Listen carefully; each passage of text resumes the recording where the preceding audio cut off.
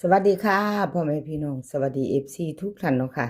กลับมาพบมาพอกับเจตาพารวยคือเก่าค่ะในทางช่อง YouTube คลิปนี้เจตาก็จะวางแนวทางของรัฐบาลไทยค่ะรัฐบาลไทยจะเป็นของวันที่1 มีนาค่ะพี่น้องเจตาลงให้ก่อนมือหนึ่งเห็นอยู่นี่ประวัติของตาบรรทัดค่ะเอาFCตาบรรทัดมารับชมรับฟังพิจารณาซอยกันใครชอบก็จัดคัดกับพานแนวทางใหม่ไทยของรัฐบาลไทยเนาะค่ะประวัติของเพิ่นค่ะวันที่16 กุมภาตาบรรทัด3 ตัวค่ะรัฐบาลไทย563 3 ตัวบนล่าง07ของตาบรรทัดเข้าไปวิ่งเข้าไปตัวหนึ่งค่ะ2 ตัวมา1 ตัวเนาะค่ะเข้าไป7ค่ะวิ่งเพิ่นบ่ทันหลุดเด้อค่ะยังไม่หลุดก็มาอยู่เนาะ2 ตัวมาตัวหนึ่งจับคู่บ่เข้าบ่มาค่ะกับขอโทษขออภัย FC แทนตาบรรทัดเนาะค่ะขออภัยแทนเพิ่นที่เพิ่นจับคู่บ่เข้าบ่เดินเนาะFC เพิ่นหลายค่ะตาบรรทัด FC หลายกับขอโทษขออภัยมาตามใหม่เนาะค่ะมาไปลองเบิ่งใหม่ FC ตาบรรทัดรัฐบาลไทยค่ะมาไปรุ่นใหม่วันที่1 มีนาเนาะค่ะเป็นวันพรุ่งนี้มื้อนี้เป็นวันเสาร์ค่ะวันเสาร์ที่28เจตาลงให้ก่อนมือหนึ่งเนาะอัตราบรรทัดค่ะรัฐบาลไทยวิ่งค่ะเพิ่นให้มา2 กับ 9 2 ตัว4 หางค่ะ2 5 2 6 5 9 9 4ค่ะ3 ตัว3 หาง2 9 4 9 2 5ค่ะ9 2 6วิ่งเพิ่นเด่นทอกันเด้อค่ะตาบรรทัดเด่นให้เท่ากันเนาะค่ะวงกลมให้ทั้ง2ทั้ง9สายวิ่งสายลูดค่ะพอตาบรรทัดเพิ่นยังบ่ทันหลุดเนาะพี่น้องเพิ่นวิ่ง2 ตัวยังมาตัวหนึ่งอยู่ยังเข้าอยู่ตัวหนึ่งเนาะค่ะ2 ตัวค่ะเพิ่นเน้น2 ตัวเน้น2 หาง2 5กับ9 4ค่ะวงกลมให้2 หาง2 5กับ9 4 3 ตัวค่ะเน้นหางเดียว9 2 5งามอยู่ดีเนาะพี่น้อง FC งามเอางามอีกแล้วว่าเจตาเจ้า925เนาะค่ะ925เนาะ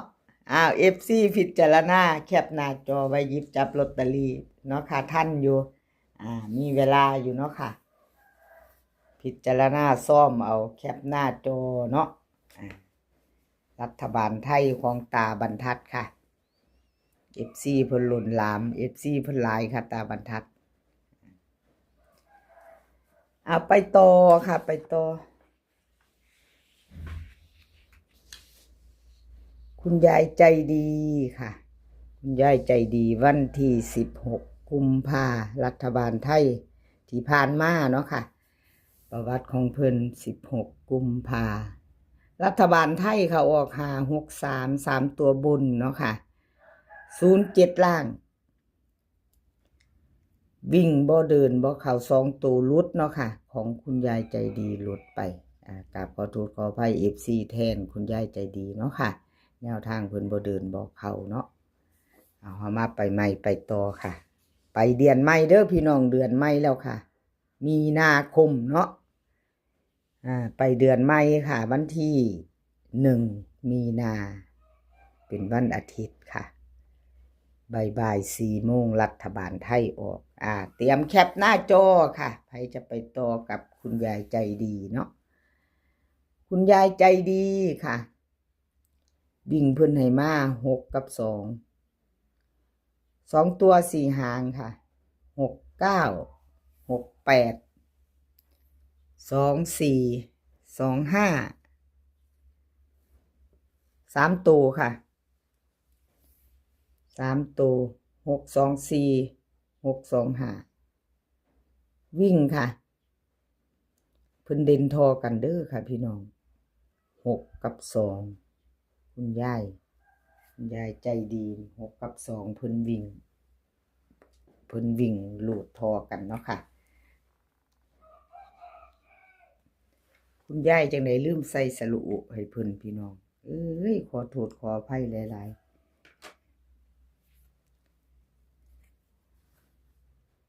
เพิ่นเน้น68กับ24เนาะค่ะ2ตัวเน้น2หาง3ตัวเพิ่นเน้น6 2 4ค่ะหางเดียวเนาะแล้วก็3ตัวก็ให้แค่2หางเนาะค่ะพี่น้องงวดนี้เพิ่นให้แค่2หางพิจารณาซ่อมเบิ่งเด้อค่ะ FC รัฐบาลไทยบ่าย4โมงเดือนใหม่แล้วค่ะไปรุ่นใหม่ไปต่อเนาะชอบก็จัดขัดก็ผ่านเนาะค่ะรับชมรับฟังเป็นเพียงแนวทางกับขอบคุณคุณยายใจดีหลายๆเด้อค่ะที่ให้แนวทางมาว่างทางช่องให้มาตลอดเนาะค่ะให้ด้วยดีเสมอมากับขอบคุณหลายๆค่ะเอามาต่อค่ะต่อไปต่อเป็นของเจ๊อุ๋ยรัฐบาลไทยเจ๊อุ๋ยรัฐบาลไทยค่ะวันที่16ที่ผ่านมารัฐบาลไทยออก563ค่ะ3ตัวบน07ล่างเจ๊อุ๋ยเพิ่นเข้าไปทั้งบนทั้งล่างเด้อค่ะวิ่งลูดเข้าไปวิ่งลูดค่ะจับมือกันเดินกอดข้อกันมาแต่ครูจับบ่เข้าบ่เดินเนาะค่ะจับคู่ไม่เข้าไม่มาวิ่งเพิ่นเข้าทั้ง3ทั้ง5ค่ะเป็นบุญ563เนาะสายวิ่งสายลูดค่ะจับตามองเจ๊อุ๋ยเข้าทั้ง2ตัวสายวิ่งสายลูดพิจารณาเบิ่งใหม่เนาะค่ะวันที่1กุมภา1มีนาของเพิ่น16กุมภาวิ่งรูดเพิ่นเข้าทั้ง2ตัวเด้อค่ะ FC เจอุ๋ยพิจารณาซ่อมมาเบิ่งมาฟังไปน้ำกันค่ะพี่น้องมาดูมาฟังไปน้ำกันรัฐบาลไทยค่ะเจอุ๋ยวิ่งรูดเพิ่นให้มาค่ะวิ่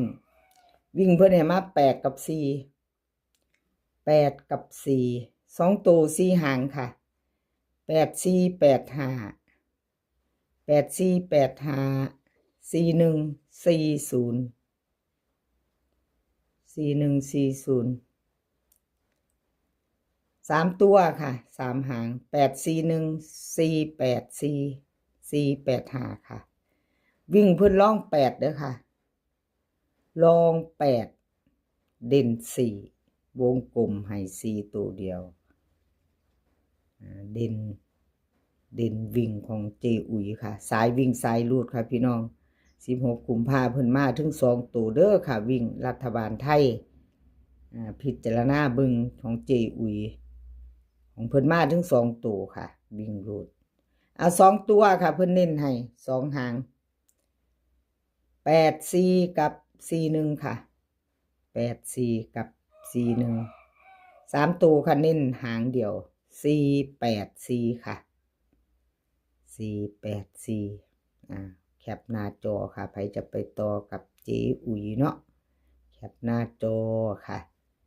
พิจารณาหยิบจับลอตเตอรี่ไว้ค่ะเจตาลงให้ก่อนมือหนึ่งรัฐบาลไทยเนาะเอาไปรุ่นกันค่ะเอาไปรุ่นกันใหม่ไปต่อเป็นเดือนใหม่แล้วเด้พี่น้องเป็นเดือนใหม่แล้วเนาะใครชอบแนวทางของเจอุ๋ยก็แคปหน้าจอไว้ค่ะไปพิจารณาหยิบจับลอตเตอรี่กันไว้84กับ41 84กับ41เด้2ตัวเพิ่นเน้นให้เนาะพี่น้องเอาคลิปนี้ขอให้พี่น้องโชคดีกับรัฐบาลไทยพรุ่งนี้ค่ะบ่าย4โมง1มีนาเนาะค่ะรัฐบาลไทยให้โชคดีไปกับเจอุ๋ยมื้อนี้ก็ขอให้พี่น้องมีความสุขค่ะขอสุขภาพร่างกายแข็งแรงกันทุกคนสุขภาพย่อมมาก่อนเสมอค่ะพี่น้องเดินทางไปไสก็ขอให้ปลอดภัยค่ะ